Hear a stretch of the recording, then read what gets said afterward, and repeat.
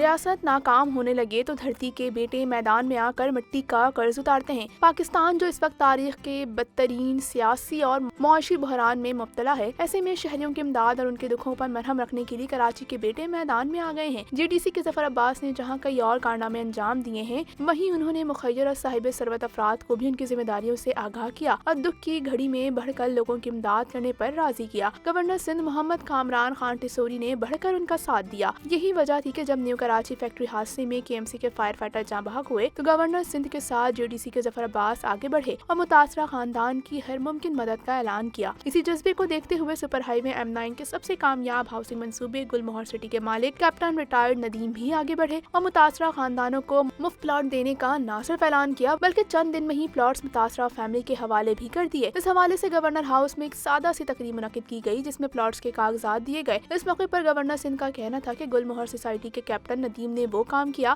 جو بڑے بڑے سرمایہ دار کرتے گھبراتے ہیں۔ تو کے ایم سی نے ایڈمنسٹریٹر صاحب کو جو ہدایت تھی سارا کام کر کے ساری فائل بنا کے بھیج دی ہے، تو ہر فیملی کو 50 لاکھ روپے جو ہے وہ کے ایم سی کی طرف سے دیے جا رہے ہیں۔ اس کے بعد ہم اس کوشش میں بھی تھے اور اس سے پہلے ہم نے ریکویسٹ کی تھی ہمارے ظفر بھائی کو جے ڈی سی کے، تو جب میں ان کی فیملیز کے گھر گیا تھا تو 5 لاکھ روپے کا جو کیش چیک تھا وہ جے ڈی سی کی جانب سے ظفر بھائی نے مجھے دیا کہ گلمور سوسائٹی جو ہے ان کی جانب سے یہ کہا جائے کہ 80 گز کے ایک فیملی کو پلاٹ دیے جائیں۔